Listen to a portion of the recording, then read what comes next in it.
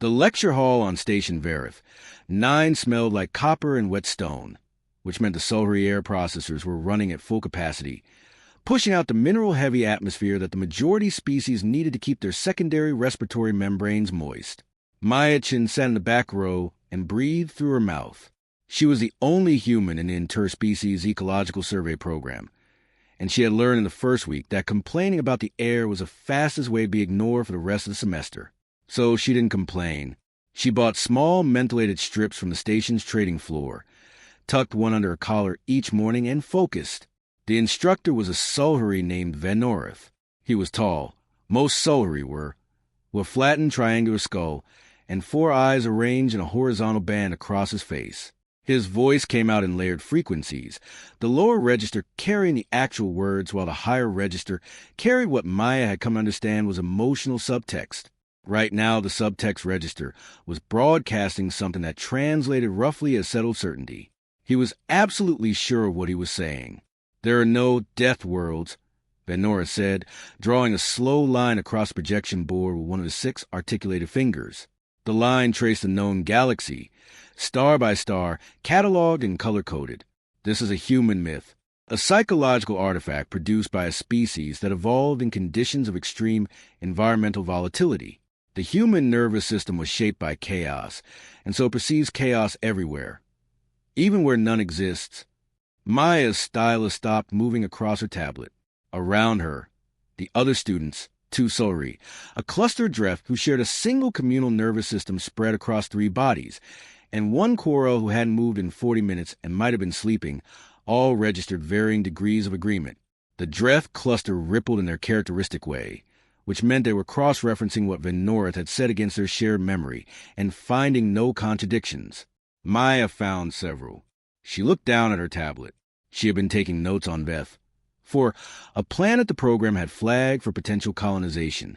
The survey data was publicly available.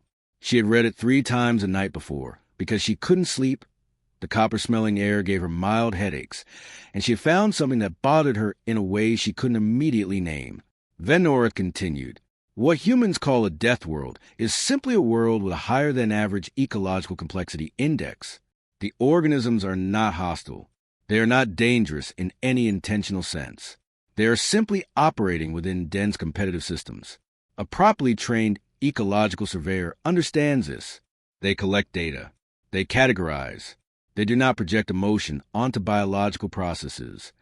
He said the word emotion in a tone that suggested it was a mild contaminant. Maya put her stylus down very carefully. She raised her hand. The room did something she had learned to recognize, a collective micro-stillness, a pause in breathing and movement that meant something unexpected had occurred. Sulfury students didn't raise hands. They signaled interest through a specific positioning of their secondary eyelids. The Dref cluster had a different method entirely.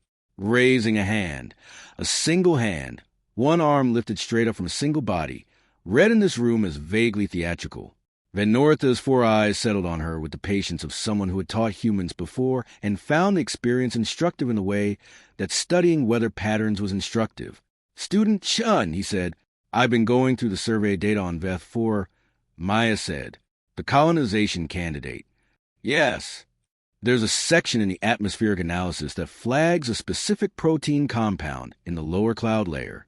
It's listed as non-reactive in the appendix, but I cross-referenced it with a biological survey from the surface, and the protein matches a class of compounds that 3 separate surface organisms use as a long-range chemical signal." She paused. "That means the atmosphere isn't just atmosphere. It's a communication medium." Silence, not the polite kind. Venoritha's higher register, the emotional subtext layer, produced a frequency Maya had never heard from him before. She didn't have a translation for it. It wasn't dismissal. It wasn't irritation. It was something more careful than either of those things. "That observation," he said slowly, "if accurate, would have significant implications for the colonization assessment." "I know," Maya said. "That's why I raised my hand." After the lecture, Venorith asked her to stay. This was unusual. Maya had been in the program for 4 months, and the most personal interaction she'd had with him was when he handed back her first survey analysis with a comment that read, "Methodology sound." Conclusions overextended. Rewrite. She had rewritten it. He had given her the highest mark in the class, which she found out later from a sullery classmate who seemed personally offended by this fact. The lecture hall emptied slowly. The Dreth cluster moved as one organism, their three bodies walking in a loose triangle formation, their communal thoughts visibly rippling to the connective tissue that linked them, pale threads like fiber optic cables threaded under the skin, carrying signals back and forth. Maya had asked one of them once what it felt like to think across three bodies. The answer she received was, "What does it feel like to think in only one?" She hadn't had a good response. When the room was empty, Van North pulled up the VEF4 survey data on the main projection. "Show me," he said. Maya walked to the front. She was 5'4", which made her roughly chest height on a sullery, and standing next to Van North at the projection board made her feel like a child at an adult's desk. She ignored the feeling. She'd had a lot of practice ignoring it, and pulled up the atmospheric section.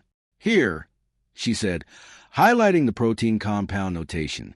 PRV7 complex, listed as inert. But look at the surface biological survey, cross-section 14 through 19. She navigated. 3 organisms, the anchor vines, the subsoil colonies, and the things the survey team called floaters, all produce PRV variants as their primary signaling mechanism. The anchor vines use it to mark territory. The subsoil colonies use it to coordinate population spread. The floaters, she hesitated. I think the floaters use it to navigate. The concentration of PRV in the atmosphere isn't random. There's a pattern to it. It changes based on what's happening on the surface. Van North was very still. Sullery went still when they were thinking hard, all their body's energy redirected to cognition. "You believe the atmosphere functions as a planetary scale information network," he said. "I think it might. I might be wrong. But if I'm right, and we put a colony on Veth, we'd be introducing a massive chemical disruption into a communication system that the entire surface ecology depends on. The colonists would bring their own atmospheric output, their machinery, their agriculture, all of it producing compounds that would read to the surface organisms as, I don't know, noise, or signals. Signals that don't make sense. Or signals that do make sense," Van North said quietly, "and are interpreted as threat." Maya looked at him. His higher register was producing that same unclassified frequency again. "How long did it take you to see this?" he asked. "A few hours," she said. "I was awake anyway." A full sullery survey team spent 11 weeks on Veth4. They did not see this. Maya didn't say anything. She had learned that there were moments when saying nothing was more respectful than filling silence. "Why did you see it?" Van North asked, and she understood that he was genuinely asking, not challenging her, not setting up a lecture point. He wanted to know. She thought about it honestly. "I wasn't looking at each section as its own thing," she said finally. "I was looking for connections. I do that automatically. I don't know if it's a useful habit or an anxious one." Van Northa's 4 eyes blinked in sequence, left to right, which she had learned was a sullery expression of something between amusement and respect. "In ecological surveying," he said, "the distinction between useful and anxious is often not meaningful." Maya wrote it up in 2 weeks. She was careful. She knew she was a first-year student presenting an observation that contradicted the conclusions of an 11-week professional survey, and she built her argument the way she learned to build things as a kid. From the bottom, testing each layer before adding the next, never trusting that something looked solid until she pushed on it. Van North reviewed 3 drafts. He changed very little. Mostly he asked questions in the margins. What is your confidence level on this correlation? Have you accounted for seasonal variation? What is the null hypothesis here? And have you genuinely tested it? And Maya answered each one and revised accordingly. The paper went to the program's research board as a preliminary finding. The response came back in 6 days. It was not enthusiastic. The lead reviewer was a senior sullery ecologist named Ravel, who had authored the original Veth4 survey. His response ran to 12 pages. The first 9 pages were a methodological critique of Maya's analysis.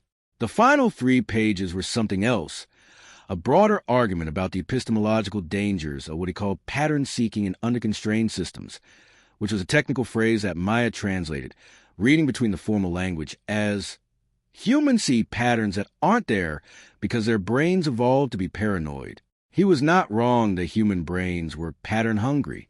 Maya knew this. She had taken enough cognitive science coursework to understand that the same neural architecture that let humans survive unpredictable environments also produced false positives at a high rate. She found faces in wood grain. She found rhythms in random noise. She knew this about herself, but she had tested her hypothesis. That was the difference. She wrote a response. Van Noord read it and said, "This is good, but the third paragraph will make him angry." "Is the third paragraph wrong?" Maya asked. A pause. "No, then it stays." The second round of review took 3 weeks. By the end of it, 3 additional Solhari researchers had weighed in, 2 against, 1 cautiously in favor, and the Dreth collective that administered the station's research ethics board had flagged the Veth for a colonization proposal for a hold pending further analysis. The colonization company, a Solhari commercial enterprise called Verith Colonial Development, filed an objection, and Maya, who had raised her hand in a classroom because something in the data bothered her, found herself at the center of something much larger than a paper. He requested a meeting. Maya prepared for it the way she prepared for everything, by reading everything she could find. Thuravel had published over 200 papers in 40 years. He had personally surveyed 63 worlds. He had developed the Ecological Complexity Index that was now standard across all survey programs. He had, by any reasonable measure, spent his life trying to understand how living systems worked. He was also, she could see from the pattern of his publication record, someone who had built a worldview over decades and had stopped testing its foundations. This was not unusual. She didn't think it made him a bad person. She thought it made him human. Except he wasn't human, he was Solhari. But the process looked the same from the outside. They met in a small conference room on the station's research level.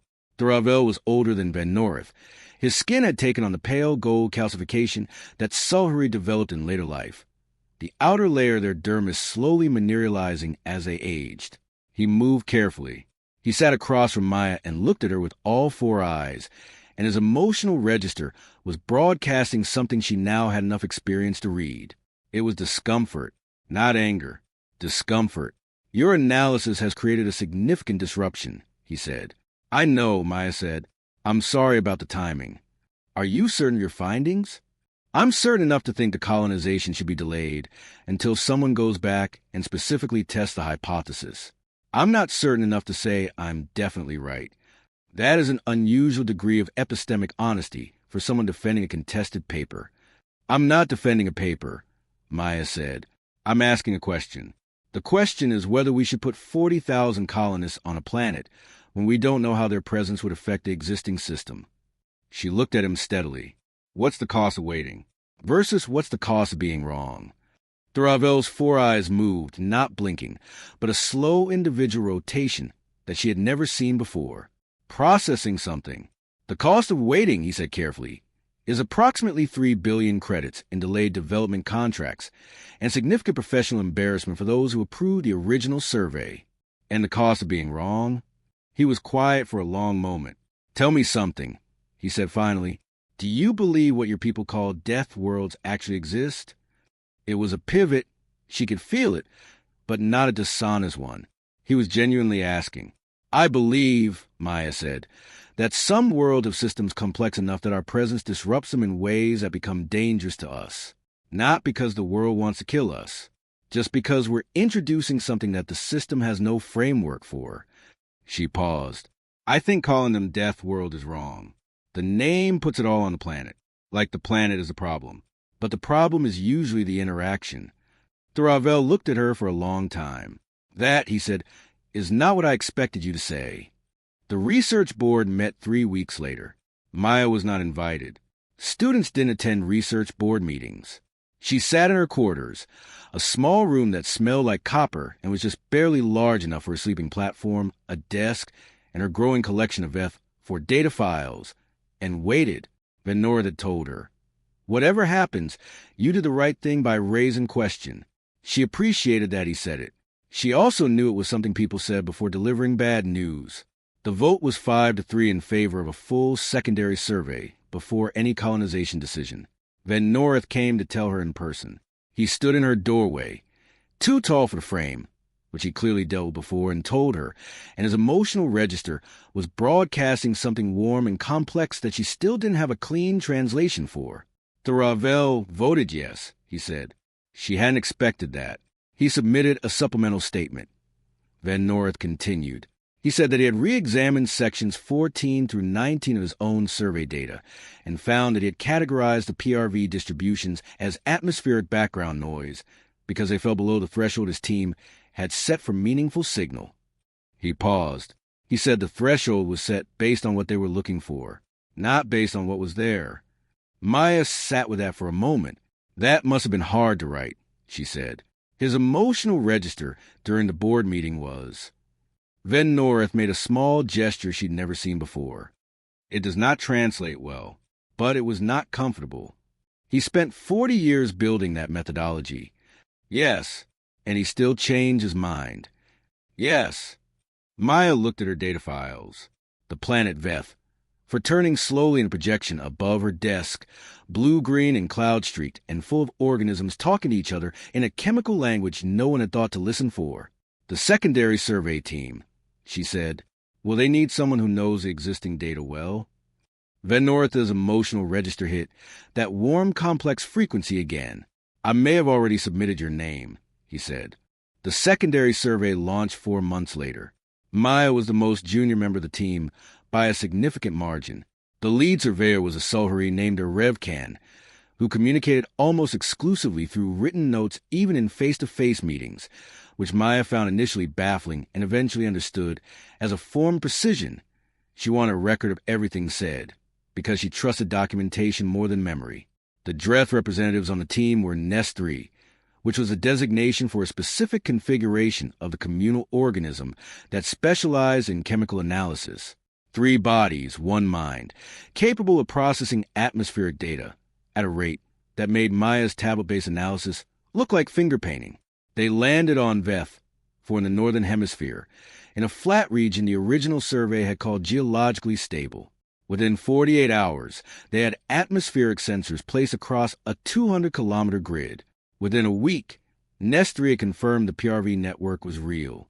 It was more than Maya had suspected. The PRV compounds didn't just carry simple territorial or navigational signals.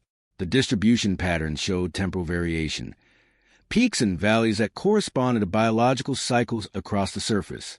Something was using the atmosphere to coordinate, not just locally, globally. This isn't a network, Maya said on day 9, looking at Nest 3's latest analysis. It's a clock. Revkin wrote a note, elaborate. The whole system is synchronized. The anchor vines, the subsoil colonies, the floaters, they're all running on the same timing signal.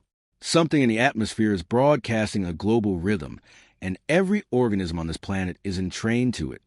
She pulled up the spectral data. Look at this peak. It happens every 19 hours and 42 minutes. Like clockwork. Nest 3's 3 bodies shifted in that rippling way. They were talking to themselves, processing. Then the left body. They communicated verbally through their left body. Said, the source of the primary signal is not atmospheric. Maya turned. The atmosphere carries a signal, Nest 3 said, but the source is subsurface, deep subsurface, below the rock layer. The left body paused. There is something underground that is producing this signal. It has been producing it for, our estimate is 400 million years. The room went very quiet. Revkin wrote a note. She held it up so everyone could read it. What is it? Nobody answered, because nobody knew. They spent 3 weeks trying to characterize it. It wasn't biological in any recognized sense. It wasn't geological in any recognized sense. It sat at the boundary between those 2 categories in a way that made both of them inadequate. The subsurface structure, which Nest 3 estimated was approximately the size of a small continent, had a chemical composition that suggested it had once been a biological organism or a colony of organisms that had over geological time become mineralized and integrated into the planet's crust. It was dead, in the way that coal was dead. The original life compressed and transformed into something else.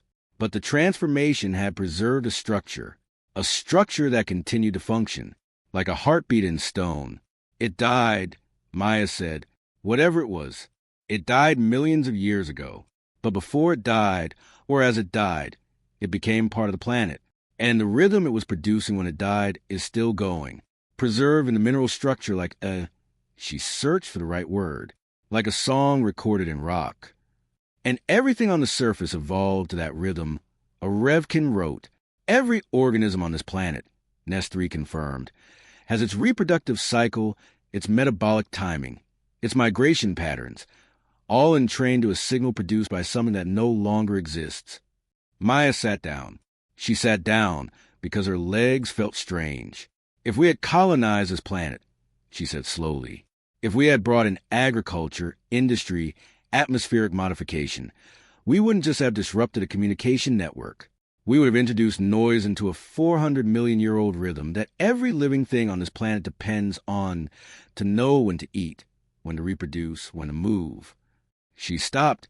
"We would have broken something that everything alive here was built around." Nobody spoke for a long time.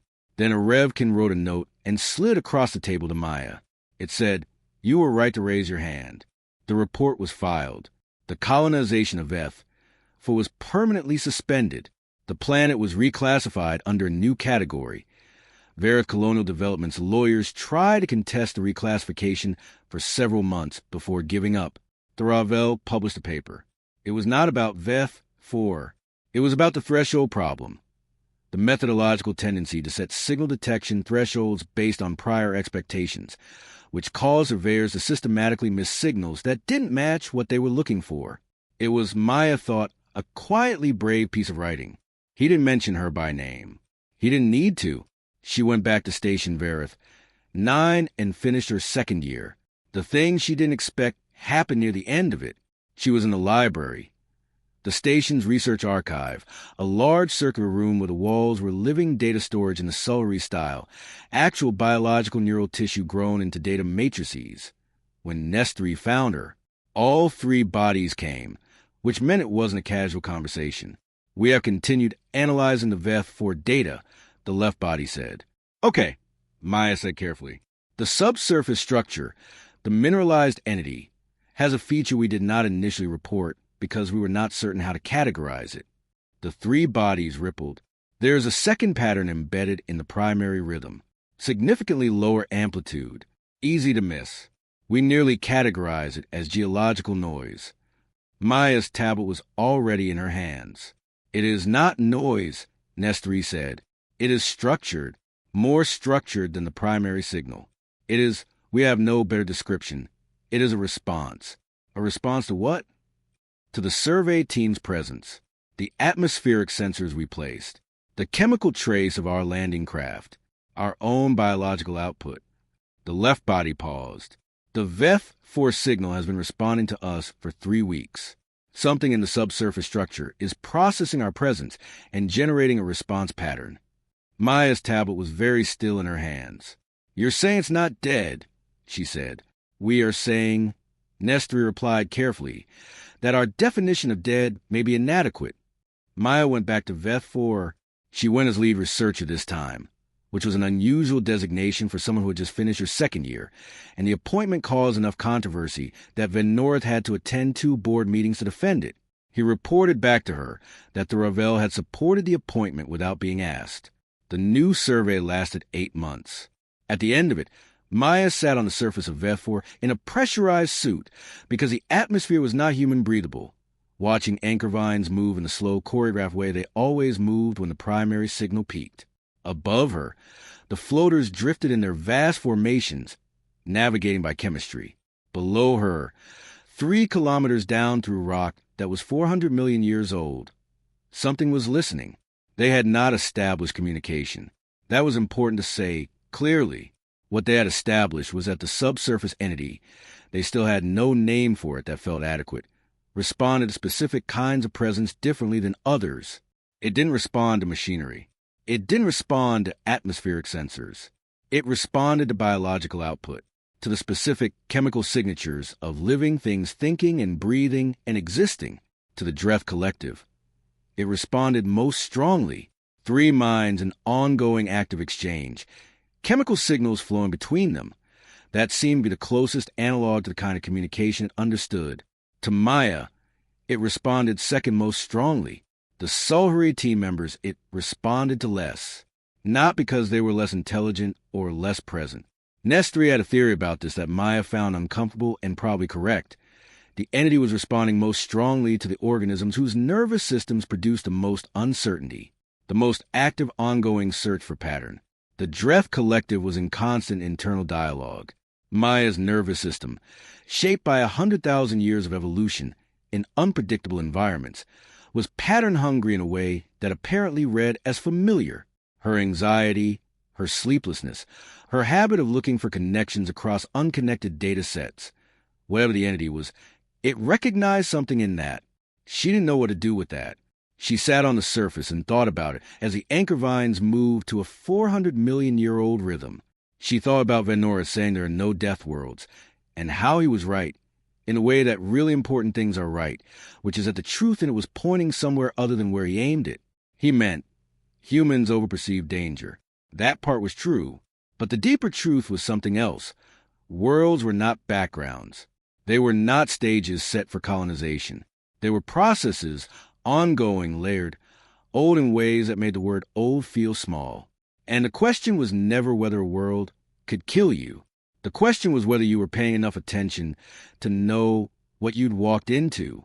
She had raised her hand in a classroom. She had not done it because she was smarter than the 11-week survey team, or braver, or more capable.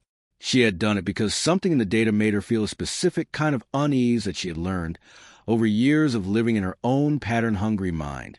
Not to dismiss. Not because it was always right. It wasn't. But because the cost of being wrong in one direction was so much higher than the cost of being wrong in the other. A correction is possible. A catastrophe is not. She looked up at the floaters passing overhead, vast and unhurried, reading the air the way she read data. Always looking for the signal in the noise, always following the thing that didn't quite fit, always asking the question that the room fell quiet for. Down below, 3 kilometers deep, something old and alive in a way no one had language for yet felt her sitting there, and, in whatever way it was capable of, acknowledged her. She raised her hand.